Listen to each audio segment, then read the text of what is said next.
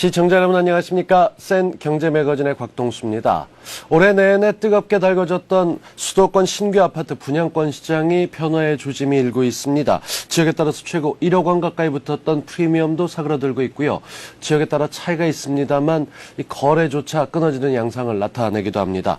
이 매수세가 줄어들면서 올해 최대 부동산 시장 수혜주로 나왔던 분양권 시장이 흔들리는 거 아니냐 이런 걱정의 목소리도 조금씩 나오고 있습니다. 이제는 분양권 시장에 투자하는 것도 좀 더 신중해야 되는 게 아니겠느냐 이런 얘기도 나오고 있는데요. 오늘 센 경제매거진 서울 분양권 시장에 대해서 알아보도록 하겠습니다. 더 빠르고 실속 있는 더 센 뉴스 시작합니다.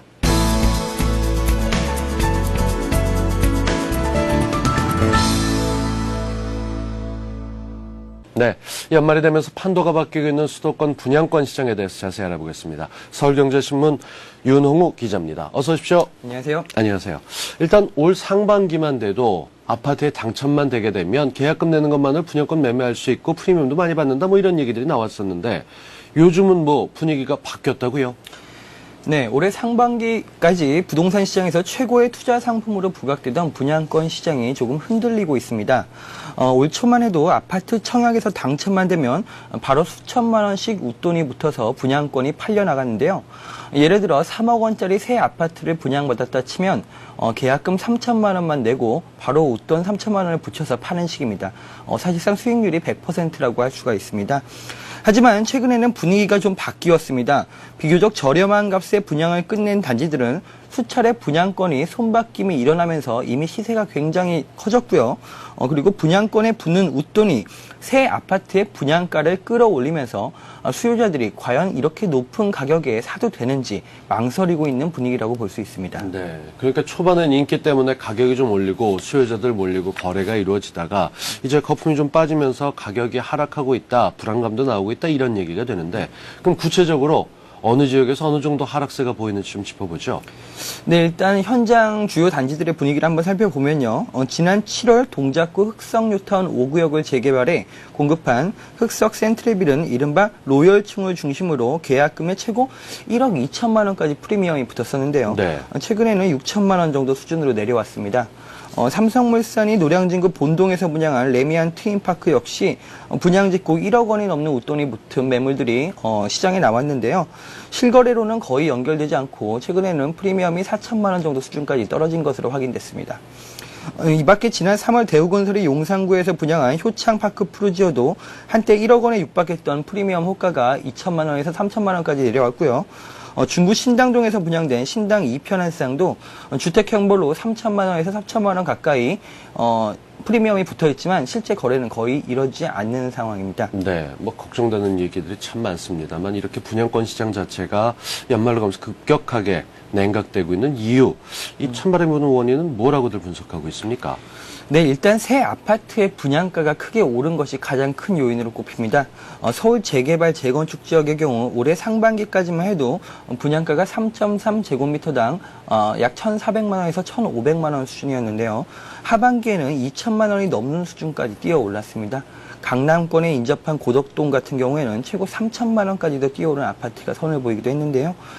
서울 각지에서 분양권 프리미엄이 오르면서 수도권 재개발 재건축 단지들이 분양가를 끌어올렸기 때문에 분양권에 대한 가격 부담도 그만큼 더 커진 것입니다. 분양가가 주변 시세 대비해서 상당히 높게 책정되고 있기 때문에 여기에 더 많은 돈을 얹어서 사야 되는 이 분양권의 경우에 이제 가격 경쟁력을 더욱더 상실할 수밖에 없고요. 서울 분양권은 10월에 다소 좀 주춤한 상태였는데요. 11월 들어 다시 이런 상승폭이 크게 증가했습니다. 이는 최근 서울 지역이 높은 인기로 마감되는 분양단지들이 속출하면서 집값 상승에 대한 기대감이 커지고 있기 때문으로 보입니다. 네, 신규 아파트는 가격이 좀 높아졌고 기존의 아파트는 손바꿈하면서 분양권 매매가 없다. 결론은 쉽게 나는데 이렇게 가격은 많이 올라갔는데 거래가 없다는 거 이게 심각한 상황 아닙니까? 네, 물론 아파트야 입지에 따라 가격 차이가 크게 나는 것은 사실이지만 최근에 분양가 상승세는 평균적으로 봐도 좀 과도하다는 것이 전문가들의 공통된 지적입니다.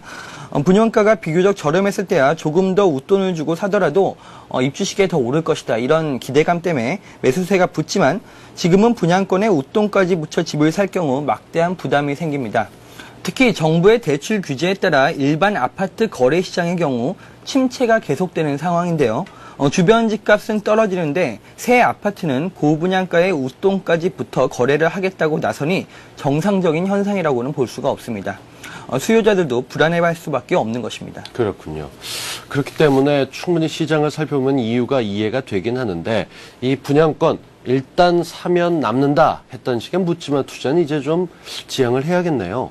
네, 그렇습니다. 한때 로또 취급까지 받던 분양권 시장이 소강 상태로 접어들면서 이 분양권 투자에 나서는 시기를 좀 조절해야 되지 않겠느냐 이런 지적들이 나오고 있습니다.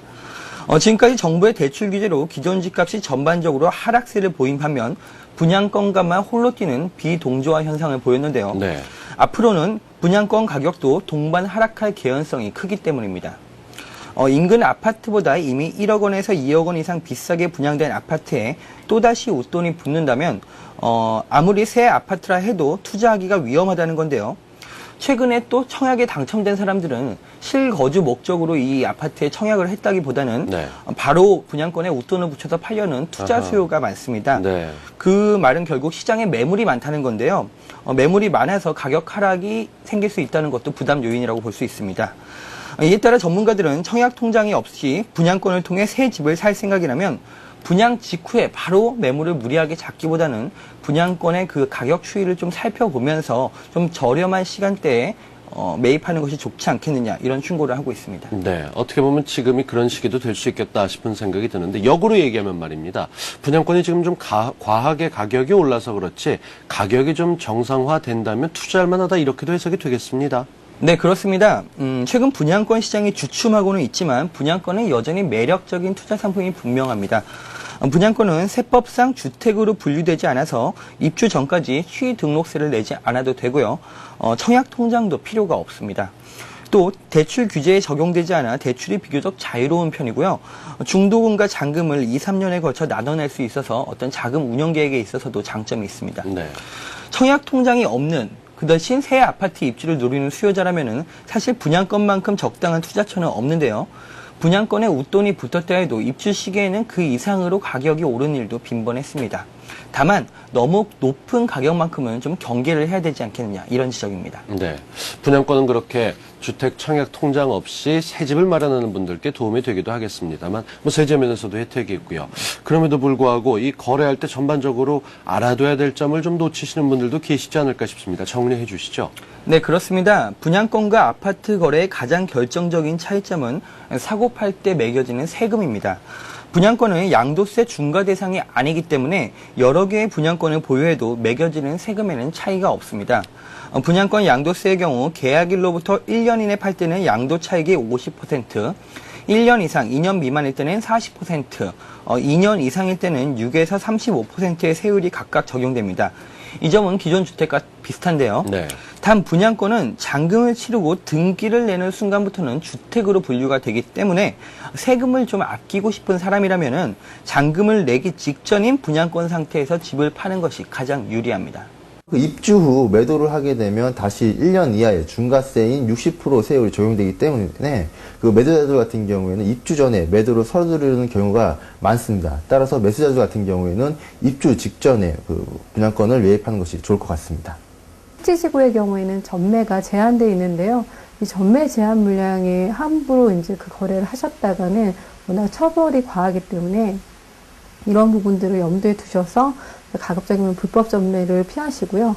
그 다음에 보통은 대규모 택지지구의 경우에는 전매 제한이 일시에 풀릴 경우에 많은 매물이 쏟아져 나올 경우가 있습니다. 그래서 이런 지역들을 눈여겨보셔서 투자에 나서시는 것이 유리합니다. 네, 저희 센 경제 매거진을 통해서 수도권 신규 아파트 분양권 시장에 대한 얘기를 참 여러 번 다뤘었습니다. 그만큼 올해 내내 아주 뜨겁게 주목을 받았던 제품인데요. 그럼에도 불구하고 분양권 시장이 연말에는 지금 형태에 좀 걱정스러운 모습도 보이고 있지만 앞으로 어떻게 전개될 것으로들 예상하고 있습니까? 네, 일단 12월은 분양시장에서 전통적인 비수기인데요. 올해는 그럴 가능성이 매우 적어 보입니다. 양도세 감면 혜택 등 세제 혜택이 내년 2월까지 적용되자 많은 건설사들이 올 연말까지 밀어내기식 분양을 하고 있습니다. 네. 실제 12월 분양 물량이 전국에서 4만 가구에 육박하는데요. 이처럼 분양 물량이 빠른 시일 내에 크게 증가하면 미분양은 물론 분양권 물량도 자연스럽게 증가해서 분양권 시장은 앞으로 다소 약세를 보일 것으로 예상됩니다. 현재 매매 시장이 침체되어 있는 만큼 분양권 시장 역시 이런 약세를 보일 가능성이 매우 높은데요. 하지만 2009년 전체 분양 실적은 2003년 조사 이래 가장 적은 물량이었고요. 분양가 상한제 폐지가 지연됨에 따라 향후에도 분양 물량이 많지 않을 것으로 예상되는. 보다도 올해 분양했던 김포라든가 그다음에 영종, 청라 이런 인천 물량들이 한꺼번에 내년에 전매 물량으로 쏟아질 예정이기 때문에 이런 것들이 분양권 시장에는 좀 악영향을 미칠 가능성이 있습니다. 그래서 수요자들이 이제 분양권 시장의 경우에는 분위기를 타시기보다는 직접적으로 이 매물이 많이 쏟아져 나오는 시점이라든가 아니면 이런 가격 평가를 제대로 하지 않고는 자칫 잘못된 투자를 하실 수가 있기 때문에 특별히 더 유의를 하셔야 될 것 같습니다. 모든 물건을 사고 팔 때 그렇습니다. 가격이 최고냐 최저냐를 따지는 것도 중요하지만 계속 물건이 어떻게 공급될 수 있느냐 또 거래 추이는 어떠냐 이 모든 걸 꼼꼼하게 따져보셔야겠습니다. 요즘 관심 갖고 있는 수도권 분양권 시장에 대해서 알아봤습니다. 서울경제신문의 윤홍우 기자였습니다. 고맙습니다. 감사합니다.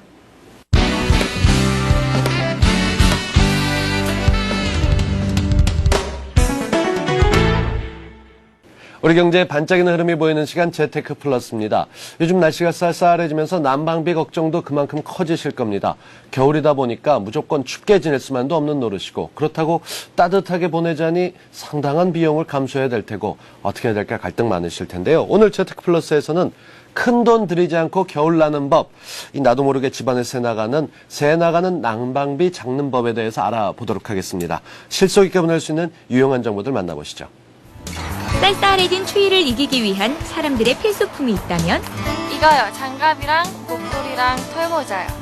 마스크, 내복, 목도리.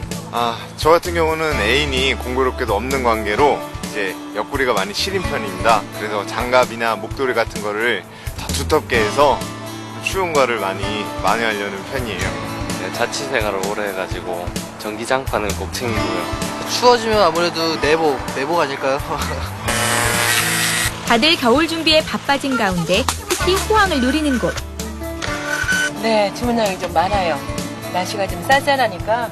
12월 들어서니까 한 4,500건 정도 지금 나가고 있습니다. 목도리 뜰까? 목도리하고 이쁜 방울모자 뜨자. 가슴까지 훈훈해져요. 실속 있게 가슴까지 훈훈하게 겨울 나는 법. 2009 월동 준비의 모든 것 지금부터 공개합니다.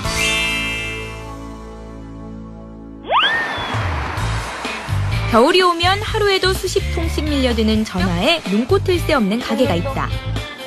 공릉도 홈타운에 준비물인 줄자와 안내 책자를 들고 오늘도 동네를 누비는데 어디 가시는 거예요? 싫어야죠. 주문이 와가지고 솜 틀어서 해달라고 그래서 지금 가는 거예요. 말씀 나누기 바쁘게 달려간 이유는 여기저기 두꺼운 솜이불을 수거하기 위해서라는데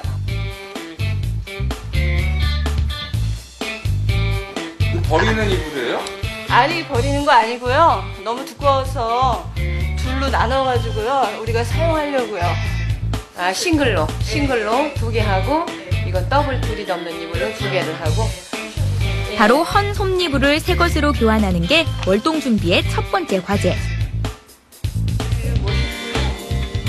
이게 제가 시집 올 때 해온 이불이어가지고 너무 오래돼서 이제 이사도 가고 해서 새로운 기분으로 이거를 솜을 틀어가지고 이제 예쁘게 덮으려고요.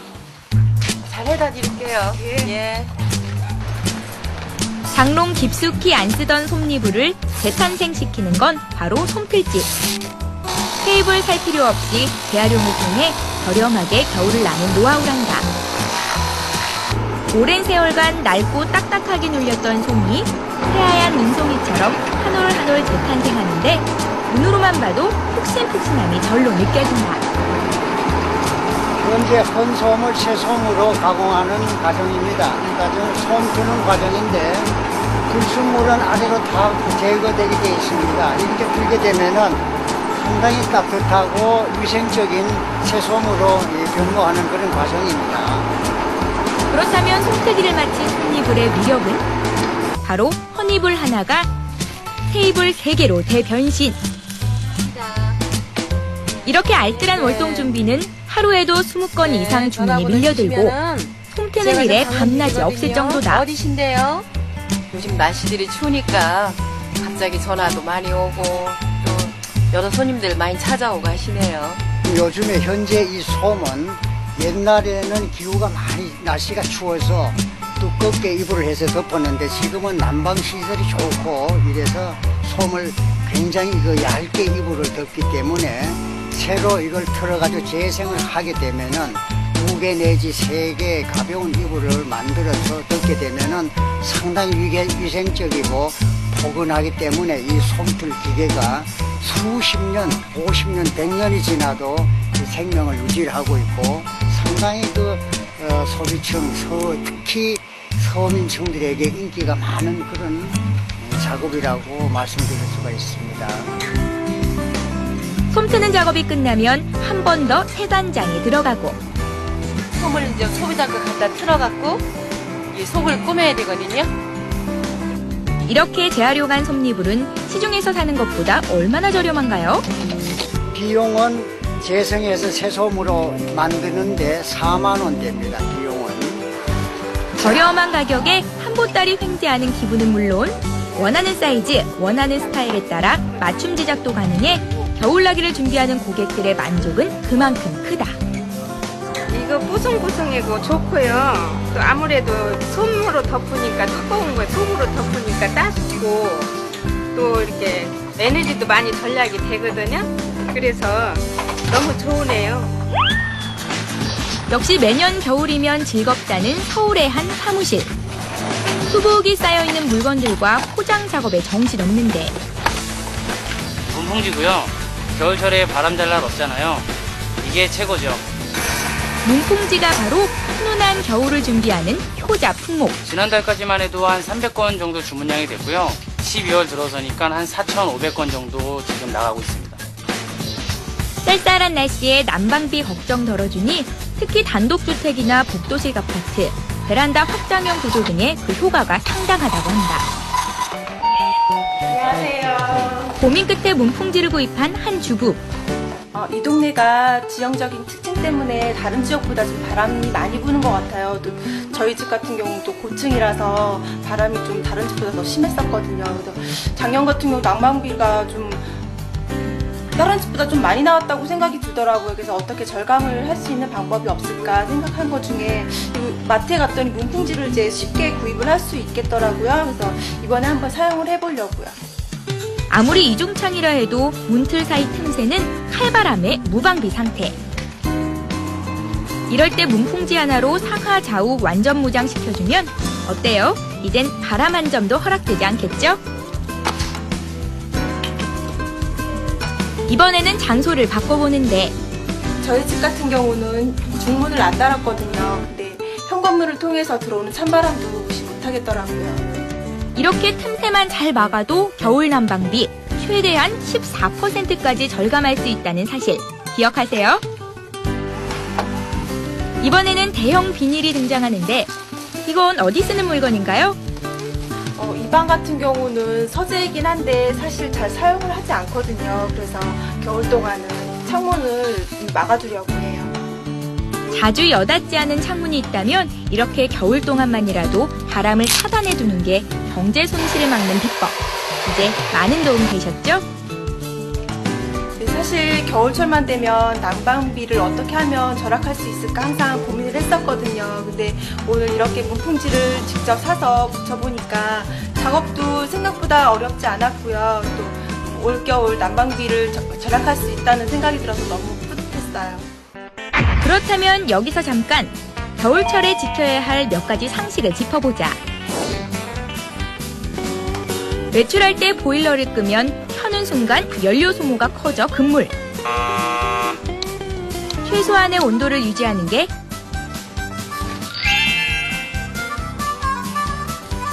두 번째, 카페트를 활용하자.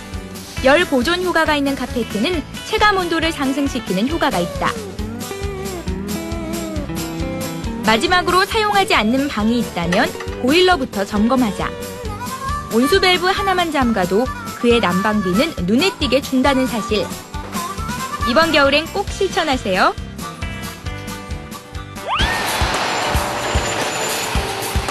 마지막으로 찬바람 불기 시작하면 동네 주부들 3-3-5 모여드는 특별한 나지트. 보기만 해도 훈훈해진다는 그곳의 정체는 바로 손뜨개 교실. 월동 준비하러 왔어요. 뭐니 해도 월동 준비에는 털이 좋으니까 손뜨개 배우러 여기 왔어요. 취미생활이에요. 제가 그러니까 이맘때 추울 때 생각나는 거 하면 뜨개질이잖아요. 더 추워지기 전에 털옷 하나 장만하려고요. 수아는 무슨 색깔이 좋아요? 분홍색? 그러면은 이 색깔로 할까? 볼까? 바야흐로 월동 준비도 이제는 DIY 맞춤 시대. 그 중에서도 손뜨개 제품은 겨울이면 늘 찾게 되는 단골 아이템이다. 목도리 떠줄까 그럼? 목도리 뜰까? 목도리하고 이쁜 방울 모자 뜨자. 그치? 가자. 저희 신랑이 가디건을 하나 짜달라고 해서 지금 엄마 거 끝내고 나서 남편 가디건 사무실에서 따뜻하게 출퇴근하면서도 그렇고 입으라고 지금 만들고 있습니다. 큰아이 조끼 만들고 있어요. 겉옷 입을 때보다 겉옷 같은 거 실내 들어가 벗어야 되잖아요. 그래서 간단하게 조끼 떠서 안에 티 위에 이렇게 입어서 따뜻하게 실내 생활 할 수 있게 유치원 다니거든요. 그래서 유치원에서 입을 수 있게 뜨고 있어요. 네, 지금 우리 애기가 입고 있는 이 조끼도 제가 짜준 건데요. 우리 애기 임신했을 때 처음 시작했어요. 그래서 이게 저한테는 첫 작품이거든요. 이곳에선 목도리, 모자 등 소품류는 실값만 내면 무료 수강. 상급 코스인 코트나 조끼류도 한 달에 2만 원대로 저렴하게 이용할 수 있다. 우선 저희 아이들에게 예쁜 옷을 입혀줄 수 있고요. 그리고 또 가족들도 선물로, 친구들한테도 선물로 할 수 있는 가장 좋은 옷이나 소품 중에서도 할 수 있는 것들이 많은 것 같아요. 그리고 우선 선물을 했을 때 정성이 가득 들어가서 받는 사람도 기뻐하고요. 그래서 하는 이유가 그래서 저도 하면서 기쁨을 느끼죠. 시중에 나와 있는 손뜨개 제품도 굉장히 많아요. 근데 그거에 비하면 수제품으로 나오는, 우리가 뜰 수 있게 나오는 실이 굉장히 촉감이나 아니면 퀄리티가 굉장히 좋기 때문에 시중에서 얻을 수 없는 그런 좀 더 좋은 소품들, 좋은 옷들 그런 거를 만들 수 있다라는 장점이 큰 것 같아요. 겨울철 손뜨개의 매력은 아무리 강조해도 지나치지 않다. 한 올 한 올 정성으로 짠 손뜨개 옷. 머리부터 발끝까지 엄마의 사랑이 듬뿍 묻어난다. 월동 준비 끝. 올겨울 손뜨개로 따뜻하게 보내세요. 찬바람만큼 마음도 꽁꽁 얼어붙기 쉬운 계절, 겨울. 올해는 똑소리 나는 나만의 준비로 좀 더 실속 있고 특별한 겨울을 맞이해보세요.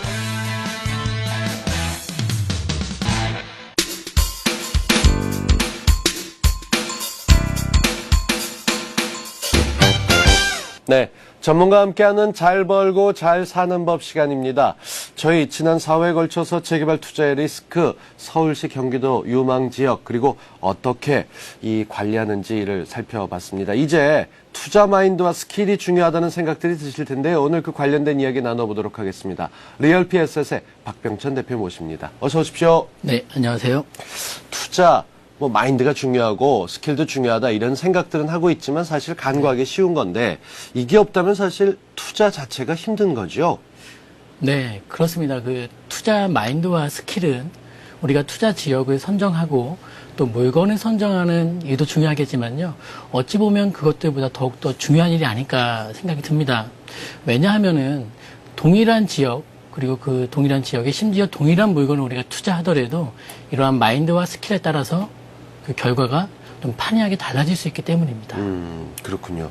이 어느 때보다 사실 솔깃한 시간이 될 수 있을 텐데 지역을 알아도 어떻게 투자하는지 방법 모르고 어떤 자세로 임해야 되는지 모르면 성과를 거두기 힘들다는 점에서 열심히 들어주시기 바랍니다. 제일 먼저 어떤 게 필요할까요? 그 부동산 투자 경험이 없는 이제 대부분의 분들이 또 투자를 원하시는데도 이제 이분들이 고민이 뭐냐면은 투자할 돈이 없다라는 그런 부분이 되겠는데요.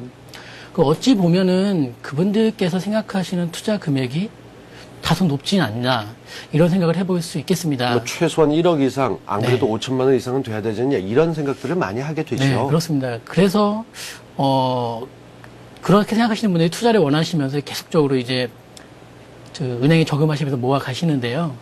근데 소액, 예를 들면은 2, 3천만 원이라는 소액을 가지고 누군가는 은행에 저금을 하고 또 다른 누군가는 또 투자를 하신다는 말입니다. 그래서 그 같은 상황이지만 이제 다른 결과가 초래되는 이러한 상황을 빗대어서 우리 동상이몽이라는 말도 쓰는데요. 이런 분들에게 제가 추천해드리고 싶은 것은 이제 지난 시간에 말씀드렸던 그 경기도권 투자를 좀 한번 고려해 보시는 게 좋지 않겠냐라고 이제 보여지는데요. 제가 그 컨설팅을 여태껏 해오면서 절실하게 느꼈던 부분들이 2, 3천만 원을 가지고 투자할 물건이 있습니까? 라는 질문이었어요. 네. 그런데 있습니다. 단 누가 투자하냐에 따라서 그게 가능할 수가 있고 또 어려울 수가 있는데요. 제가 한번 그 예를 한번 들어볼게요. 네, 네. 우리 매매 금액이 1억이고요. 그 물건의 전세 시세가 5천만 원이라고 하면 가정을 한번 해볼게요. 네. 그러면 일반인들 같은 경우 이런 식으로 투자하십니다. 전세 5천만 원을 활용하셔가지고 5천만 원 정도 투자하시고요. 부대 비용을 합산하면 한 5,500 정도 될 거예요. 근데 저라면은 그런 식으로 하지 않을 것 같아요. 어떻게 하십니까, 그럼? 네, 예를 들자면은 대출을 한 7천만 원 정도 활용할 것이고요. 그리고 전세 5천보다는 월세 한 1,000에 40만 원 정도로 활용할 겁니다. 그래서 대충 우리가 계산을 내보면은 대출 7천만 원과 월세 보증금이 1,000만 원 들어오기 때문에 실제 들어가는 돈은 2천만 원이 되겠고요. 우리가 융자를 받았지 않습니까, 이제? 네. 그래서 그 융자 7천만 원에 대한 그 금리를 제가 그 이금융권 현재 그 대부분의 금리가 한 7% 초반과 중반이지만은 뭐 8%라고 보수적으로 잡았을 때요. 그렇게 잡았을 때 월 이자 비용이 한 46만 원 정도 소요되거든요. 월세가 40만 원 들어오고요. 그렇다면 결과만 놓고 봤을 때는 A라는 물건은 월 순지출은 없지만은 투자 금액이 5천만 원 중반이고요.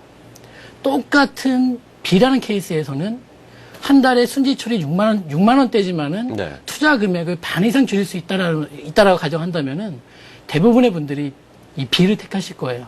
근데 왜 그렇게 못 하시냐면은 첫 번째로 그 대출을 받는 거를 굉장히 두려워하시고요. 그렇죠. 그리고 또 대출을 어떤 식으로 내가 활용해야 되는지 잘 모르세요. 그래서 이 투자하시고 싶어 하시는 분들은 이 대출에 대한 이해가 굉장히 많이 필요합니다. 그래서 맹목적으로 대출은 받으면 안 되는 것, 그런 게 아니라 지금 보신 사례 같이 똑같은 물건을 가지고서 이런 식으로 소액을 만드는 거예요.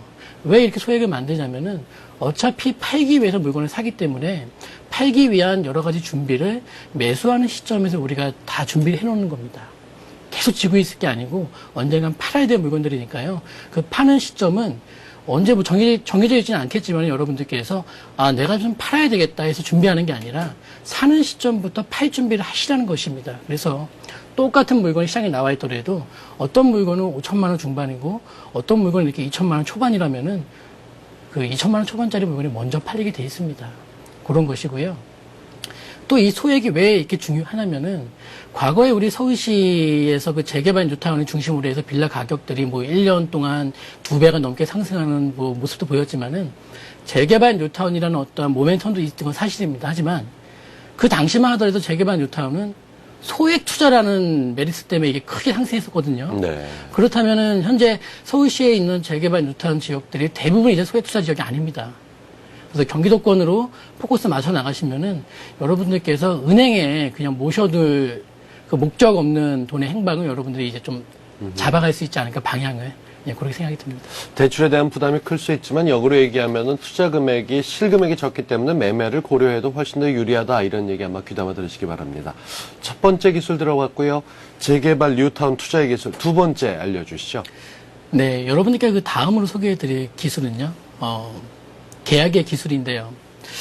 우리가 그 보통의 투자 과정을 한번 설명해 드리자면은 지금 보시는 바대로 자금, 내가 어느 정도 자금이 나한테 있는지 확인하고요. 또 나한테 맞는 지역은 어딘지, 그리고 그 지역에서 좀 괜찮은 물건은 어떤 것인지 물건 선정하고요. 또 이제 계약을 하게 되고 중도금이 들어가고 잔금을 이제 주고서 이제 임대를 맞추게 되는데요. 이 단순한 이런 과정에서 정말 다양한 오류들이 벌어져요. 네. 그래서 정리해 보자면은 자금 확인, 뭐 지역과 물건 선정, 그다음에 이제 자금이 들어가는 부분인데요. 그래서 어떤 분들 같은 경우에는 초반에 이제 아까운 물건들을 많이 놓치시고 막판에 마음에 그렇게 그닥 들지 않는 물건들을 이제 잡으시는 경우가 덥석 잡으시는 경우가 있는데요. 그리고 나서 이제 중도금이 들어가고 잔금이 들어갈 때가 되면은 갑자기 현장에 나가서 조사를 막 하세요. 그 전까지는 편하게 주무시다가 잔금 날짜가 다가오면 다가올수록 잠도 잘 못 주무시고요. 그동안 내가 이 투자한 지역과 물건에 대한 단점들이 눈에 들어온다는 것이죠. 네. 그러니까 그런 문제점이 왜 생기냐면은 계약을 하기 전에 어떠한 지역에 대한 문제점들을 정확히 우리가 파악을 해야 되는데요. 그러니까 세상의 모든 이치가 우리 일장일단이지 않습니까? 그래서 마냥 좋은 것은 없고요. 네. 반드시 단점이 따라가는데요. 투자가 이렇게 리스크를 줄여나가는 그 게임인 만큼 장단점을 정확히 좀 파악할 필요가 있겠습니다. 그래서 예를 들어서 여러분들께서 어느 지역을 다녀오셨는데 장점을 한번 적어보세요라고 하면 많이 적으세요. 네. 거기는 이런 호재가 있고 또 교통은 어떻게 바뀔 것이고 많이들 적으시는데 단점을 한번 적어보십시오라고 하면은 미적미적 되시고요. 몇 자 못 적으세요. 그렇다면 그 조사는 잘못된 것이죠. 네. 그래서 장점과 단점을 여러분들께서 모두 다 정확히 파악하시고 이러한 장점들이 단점을 커버할 수 있을 정도의 판단이 있으실 때 그때 바로 투자하시는 것이거든요. 네, 그러한 부분을 좀 이제 짚어드리고 싶고요. 다음으로 이제 또 부가적으로 좀 말씀드리자면은 우리가 구조상으로 서로 이제 약속하는 부분들이 있습니다. 근데 그런 부분도 가급적이면은 특약사항으로 네. 이 계약서상 서면으로 또 남겨두시는 게 보다 올바른 선택이 되지 않을까 생각이 듭니다. 계약의 기술까지 살펴봤습니다. 물론 계약을 하려면 속전속결로 일찍 끝내는 것까지 여러 가지 기술들이 필요하다는 거 알겠지만 계약 자체 하고 이미 중간에 별 의미도 없는데 재검토한다라고 하는 것들은 오히려 낭비되는 요소다. 이런 것들 살펴보시기 바랍니다. 그 속전속결로 해야 된다는 게 어떤 의미인지에 대해서도 좀 짚어주시죠. 네, 제가 이제 계약의 기술에 대해서 여러분들께 지금 보시는 바들을 한 3가지 정도 요약했는데요. 이 3번째에 보시면 속전속결로 끝내야 된다는 말이 있어요. 그래서 이 부분은 무슨 말이냐면은 계약을 위한 준비는 정말로 철저히 그리고 실제 계약은 속전속결로 끝내는 게 가장 좋다라는 뜻입니다.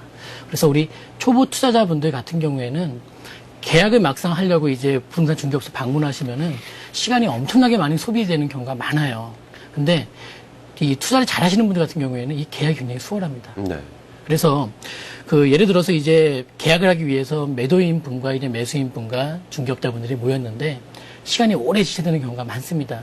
여러 가지 이유가 있겠지만은 뭐 대부분 금액적인 부분들 그리고 그 금액에 대한 지급 시기 언제 날짜를 맞춰야 되는지 그다음에 뭐 특약상 이건 넣고 이건 빼자 이런 협의 때문에 계약이 이게 늘어지는 경우가 있거든요. 네. 그럴 경우에는 매도인도 지치고요. 매수인도 지칩니다. 그래서 여러분들이 반드시 이 물건을 팔아야 되겠다. 그리고 반드시 이 물건을 사야 되겠다라는 생각이 드신다면은 계약을 하기 전에 모든 그 사전 조율은 좀 대부분 다 맞춰 놓으시는 게 좋겠고요. 우리 중개업자분이 알아서 잘 해주겠지라는 그런 생각은 좀 옳지 않다고 보는 것이고 네. 꼼꼼하게 체크하시고 준비하셔서 실제 본 계약은 빠르고 정확하게 끝내는 게 중요한 기술이 되겠습니다. 네. 그 기술이 필요할 때가 참 많은데 끄트머리 가서 바뀌게 되면 당황되는 경우들도 많으니까요. 오늘 재개발 뉴타운 투자하는 투자 마인드와 노하우에 대해서 투자 마인드 스킬에 대해서 살펴보고 있습니다. 종합하면 어떻게 해야 될지 하우투 노하우가 될 텐데 이제 또 다음 거 소개해 주시죠. 네, 다음은 그 우리 투자의 목적 바로 보기입니다. 우리가 경매를 하고 또 금매를 찾는 분들이 굉장히 많습니다. 근데 그분들이 경매와 금매를 하는 목적이 물건을 싸게 사는 것이거든요. 그런데 물건을 싸게 사는 것만으로 그게 과연 성공한 투자냐? 아니라고 봅니다. 왜냐면은 이런 분들에게 예를 들자면은 3억짜리 주택을 여러분들께서 그 경매로 2억에 구입하셨다고 가정해 볼게요. 그러면 대부분의 분들이 1억을 벌었다라고 생각을 하십니다. 하지만은 그 엄밀히 정확히 얘기하자면 2억을 소비하신 것이죠. 그러니까 그렇게 생각하시는 분들은 투자에 대한 정의를 좀 이해 못 하시는 경우가 많아요. 그래서 이번 시간 통해서 한번 투자의 정의를 한번 다시 한번 잡아볼게요. 투자의 정의를 말씀드리자면은 투자란 현재의 확실한 소비를 희생해서요. 미래의 불확실한 이득을 바라는 행위예요. 그러니까 내가 지금 돈을 소비하는 것은 확실한 사실이고요. 내가 나중에 난 돈이 들어오는 것은 불확실한 미래의 일이라는 것이죠. 그렇기 때문에 단순하게 싸게 샀다, 금매로 싸게 샀다, 경매로 싸게 샀다, 그것은 잘 샀다는 것일 뿐이지 잘 팔기 위한 것은 아직까지 갖춰지지 않았다는 말입니다. 그래서 우리가 물론 싸게 사면은 팔기 위한 여러 가지 요소들 중에서 굉장히 중요한 거 하나 잡으신 건 맞아요. 그렇죠. 하지만 단순하게 싸게 샀으니까 나는 이번 투자는 성공했다. 그건 아닙니다.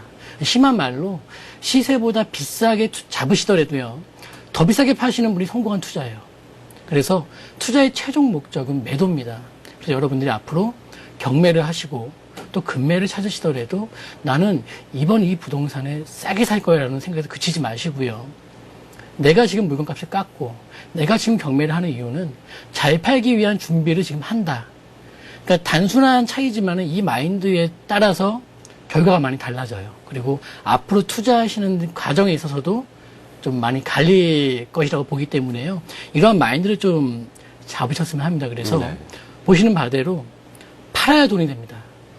투자의 최종 목적은 매도라는 것이고요. 그리고 또 덧붙여서 좀 말씀을 한번 드리자면은 여러분들이 물건을 사시기 전에 앞으로 미래에 내가 아직 이 물건 사지는 않았지만은 샀다라고 가정하시고 나중에 파실 거 아닙니까? 그 파는 시점에서 내 물건을 사줄 사람 입장에 한번 대보세요. 그러니까 미래의 매수인 입장에 한번 대보시는 게 제가 좀 권해드리고 싶은 부분인데요. 그런 부분을 한번 거쳐보시는 거. 단순하게 본인이 지금 입장이 나는 사는 사람 입장이니까 싸게 사야지.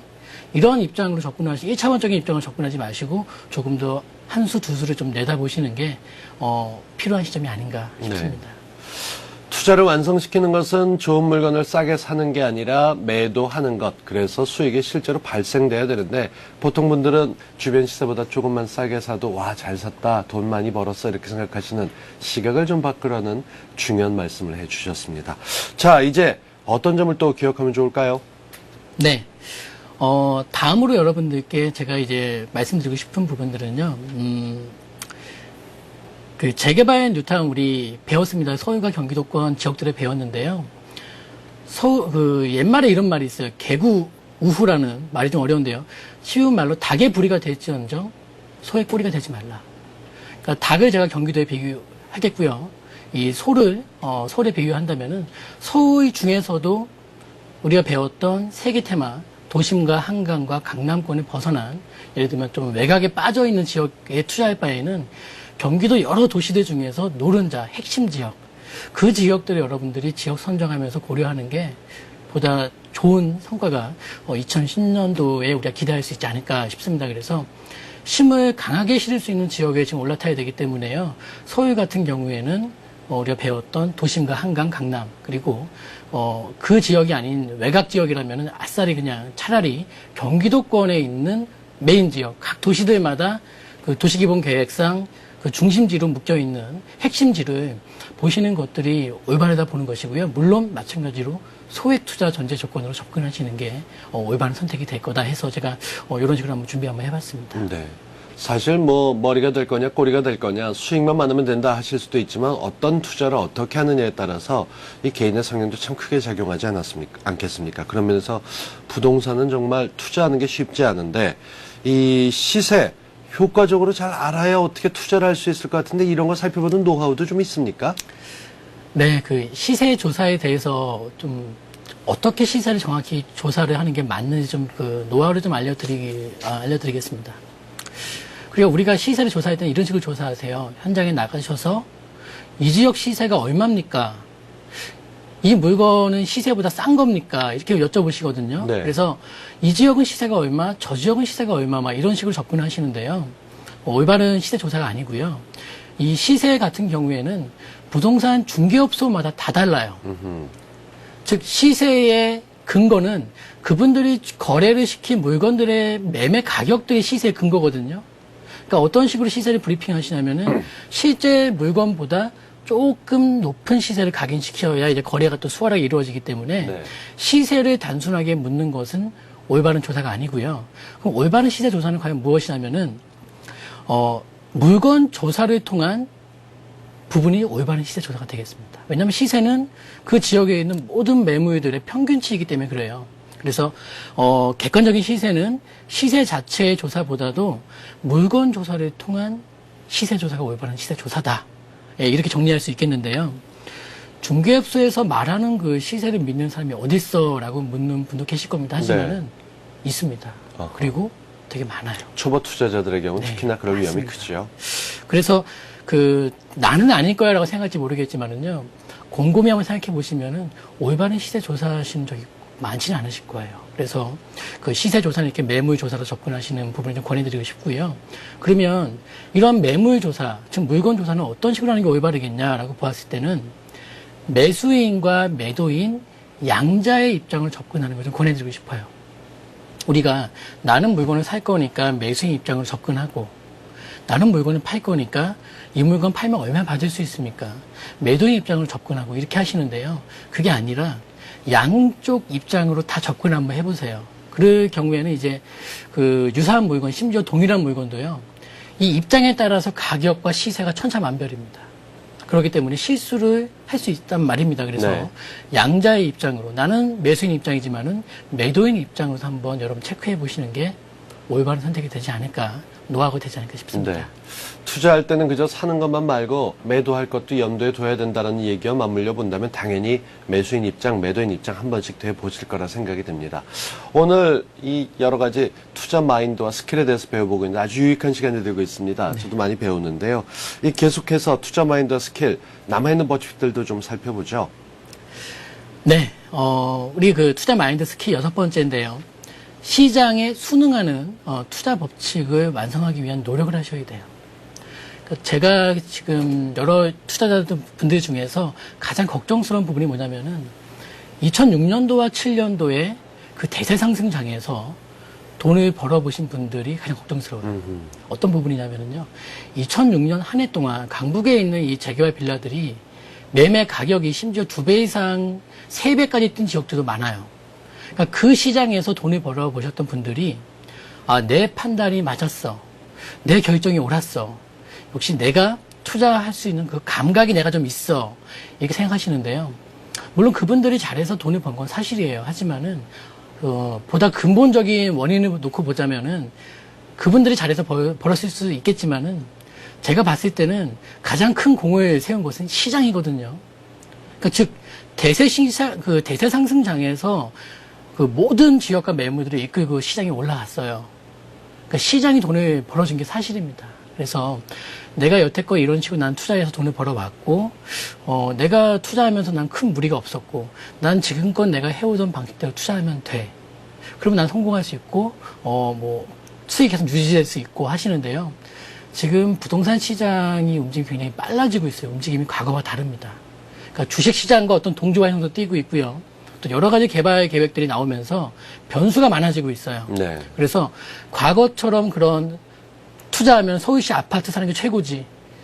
과거에는 그 맞는 정답이었습니다. 하지만은 그러한 논리로 2010년 그리고 11년, 12년을 대응하시는 게 옳지 않다라고 이제 보여지는 것이고요. 시대가 많이 변했고요. 그 시대에 맞게끔 지속적으로 노력하셔야 되는 것입니다. 그래서 과거의 수익은 그 과거의 수익이 뿐이에요. 그래서 중요한 것은 이제 우리가 앞으로의 이제 수익인 것이고요. 그리고 그 앞으로의 수익은 이제 과거처럼 서울시 아파트가 최고라는 생각, 그건 좀 아니라는 것이고, 또 덧붙이자면은 착각하면 안 된다는 것이죠. 그러니까 사람 착각하는 동물이고요. 착각하지 않는 사람은 없습니다. 근데 현명한 투자자는 본인이 착각할 수 있다는 사실을 인지하는 사람이거든요. 네. 그래서 그러한 부분을 좀 잡아가시는 게 앞으로의 여러분 투자하시는 데는 많은 도움이 되지 않을까 싶습니다. 세계 경제를 살펴봐도 경제에 대해서 갖고 있던 고정관념들, 불패의 신화들이 깨진 게 참 많습니다. 그런 면에서 이 끊임없이 시장을 제대로 관찰해야 되고 때론 좀 가까이 멀리 떨어지는 시각도 필요하다는 말씀 기억하셔야겠습니다. 재개발 뉴타운 투자를 위해서 여러 가지 노하우들 짚어보고 있는데 마지막으로 하나만 더 짚어주시죠. 네. 여러분들께 마지막으로 짚어드릴 부분들은요. 만약 도저히 내 혼자 힘으로 어렵다면은 전문가의 컨설팅을 받는 게 옳습니다. 그런데 이 부분에서도 우리가 조금 제가 주의해야 될 부분을 좀 말씀드리자면은 시장에 있는 전문가분들이 좀 말씀드리기 좀 뭐하지만 아무튼 진정한 전문가가 있는 것, 진정한 전문가만 있는 것은 아니에요. 그러니까 그렇지 못한 경우도 있다라는 부분인데요. 시중에 나와 있는 우리 부동산 재테크 서적들을 여러 번 이제 읽다 보면요.